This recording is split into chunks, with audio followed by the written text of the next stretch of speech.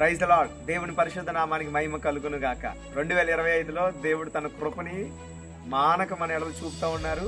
ప్రభు దేవుడు మాకు ఇచ్చిన దర్శనాన్ని బట్టి పరిశుద్ధ ఆత్మ స్వార్థ శక్తి సభలను ఈ సంవత్సరం నిర్వహించాలనుకున్నాం. దానిలో భాగంగా వేములపల్లి ప్రాంతంలో లింగపాలెం మండలం ఏలూరు జిల్లాలో మొట్టమొదటిగా దైవజనులు దావీద్ అనే ద్వారా మరి ఇక్కడ కూటాలు జరిగించిన దేవుడు కృపించారు.